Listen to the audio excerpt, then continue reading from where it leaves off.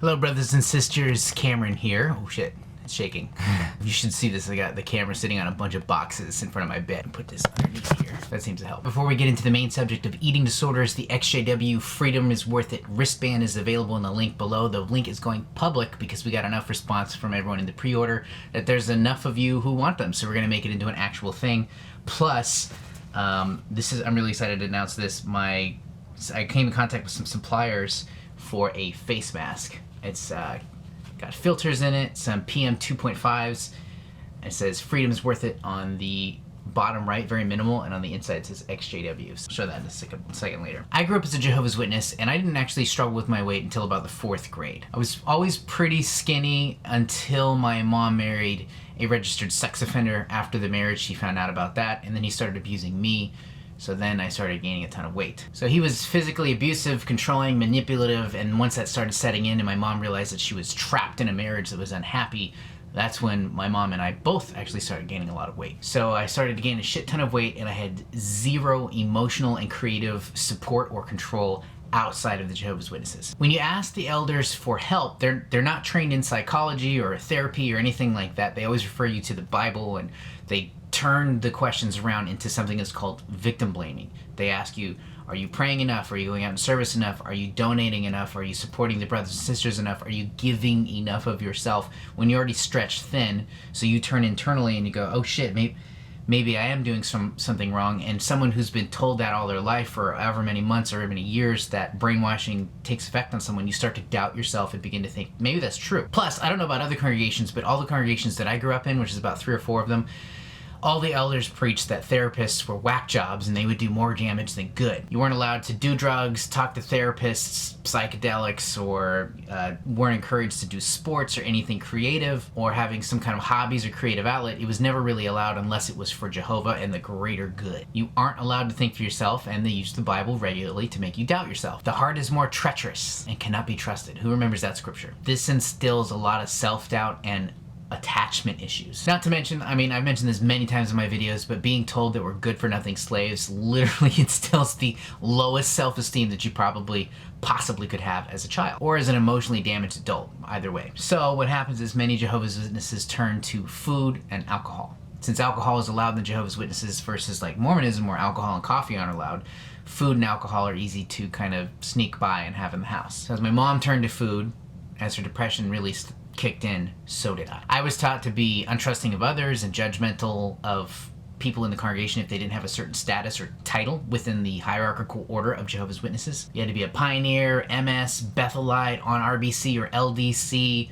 pioneer's wife, carrying the mic, some kind of status, and this was teaching classism. And because of the victim blaming, I was always feeling like I was never enough. Something was wrong with me, or I wasn't just a good person. Jehovah wasn't happy with me unless I devoted my life to him and continued to give. If you live in America, you also know that almost half the Americans here are overweight or obese. In the Jehovah's Witnesses, it's very apparent when you go to the assemblies or one-day assemblies or conventions, there's a lot of Jehovah's Witnesses that are fucking morbidly obese. Gluttony is a sin, and it's actually a disfellowshipping offense. However, the hypocrisy here is when you look at the governing body, they're all morbidly obese. They're fucking whales. They also, as a guy, ignore the fact that facial hair isn't allowed, even though Jesus is portrayed with one of the most immaculate, nicest man beards I've ever seen in my entire life. Fuck, I can't even grow a beard that nice, Jesus. Good thing he's not real, I guess. When you're this poor, people turn to food and alcohol. They turn to other outlets subconsciously, especially when the entire organization is telling you to pray more, give more, study more,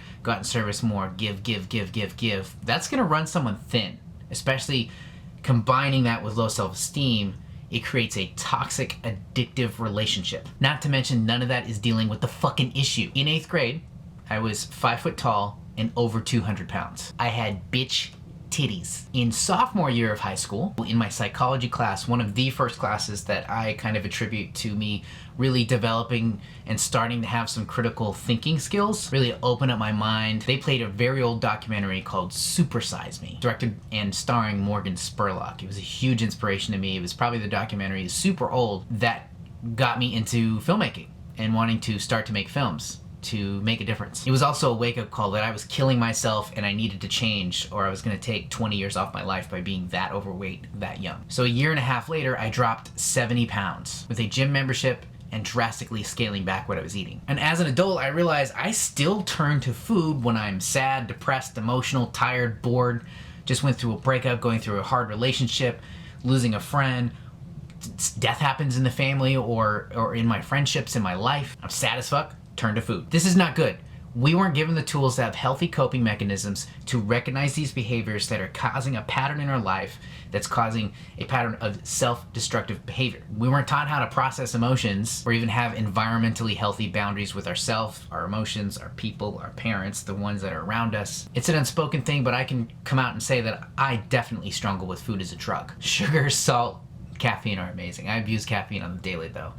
Mormons have no idea what they're missing out on. That shit's amazing. It's why even when I do seldomly go back home, because it's about an hour away, and my JW family that doesn't talk to me, I run into JW friends that I grew up with. Most of them gain a ton of weight, and one of them had their foot cut off because he has diabetes now. I remember seeing that shit and be like, dude, your life is ruled by food. Jehovah ain't gonna fix that. You stuck with a tree stub. Armageddon is not coming, and as long as we remain faithful, you ain't gonna get a new foot. And it is my theory that because of this cult and very similar cults, Mormons, Pentecostal, Scientology, any hardcore Christianity cults where they're controlling the children's lives from the get-go, like hardcore Hasidic Jews, that a dependency on food is developed for a lot of people. Now, I have spent 4 years awake and in the real world, and I realize that people on the outside of cults also struggle with this. Even skinny people who look fit, those people were probably raised with a lot of trauma in their lives too. Unfortunately, our JW families layer a whole nother level of fucked up on that cake, and they raised us to be too concerned with other people's opinions about our lives. Instead of teaching us high self-esteem, confidence, a healthy work ethic, and an abundance mindset, we were taught to be dependent on social acceptance at the cost of our own happiness and free will. We were forced to have an addictive subconscious while dealing with life. I love food. I really do, and I struggle with it every day almost. Even when I have it under control, I'm in great shape, like my abs are popping and I got muscles popping everywhere. Right now they're not because of quarantine. I've been kind of chilling. It's so easy for me personally to slip back into old habits. Instead of slowing myself down and telling myself I'm okay, asking myself, do I really need this whole bag of chips? I'll be fine if I take a breather and try to figure out what is bothering me internally first. Now, eating disorders aren't anything to fuck around with, and I think they're a lot more prevalent than people think. I probably don't have a full-blown eating disorder, but I have a lower level of it. And this is something that I'm probably going to struggle with the rest of my life, just like alcoholics are always recovering, until I can afford EMDR therapy at least. Not only did Watchtower fuck with our ability to provide for ourselves financially, get some type of education, value ourselves, they had to fuck with our coping mechanisms, so a lot of people turn to food, and that fucks with your body. If you'd like to see some videos in the future of how I struggle with this and how I overcame and talked to myself in and out of going back to food as a comfort, where I learned to struggle with my food issues, please comment below. Many more people struggle with this than I think is public. It's like any addiction, whether someone's addicted to cocaine or meth,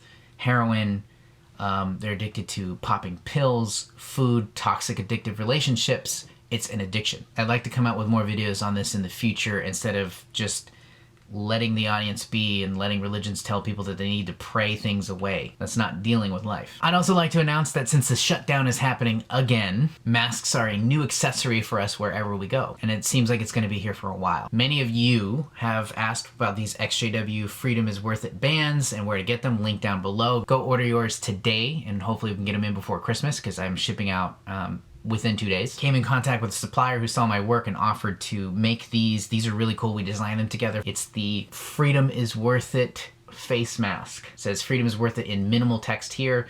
Black for black sheep, as we're labeled as apostates, even though we're just critical thinking people. And then if you take that and you flip that around, it is white on the inside for seeing the white light as XJWs. It's got adjustable bands on the side. I can't stand it when I put on a mask and it makes me look like, you know, like that. So these don't do that. And it comes with 2 filters, PM 2.5s. One is sealed on one side, and on the other side, it opens up right here. So you can pop in another filter. Comment down below if you want me to make these into a thing. The only one that exists is the one that I have right here. So if you want one, the supplier can make them on demand and ship them out very quickly. But I think they're really cool. Check it out. What do you think? Tell me what you think. I think they look sick as fuck.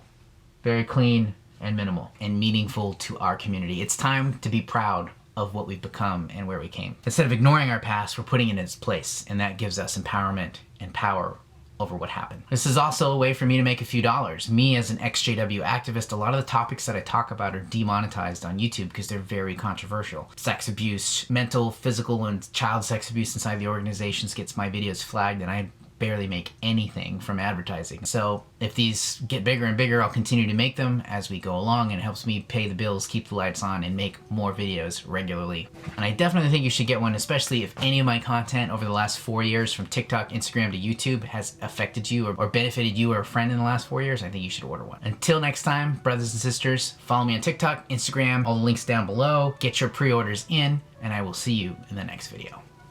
Wear it like this. Or you can take your glasses like me, and you can wear it like this. I'm breathing in and out, and it's not fogging up my glasses.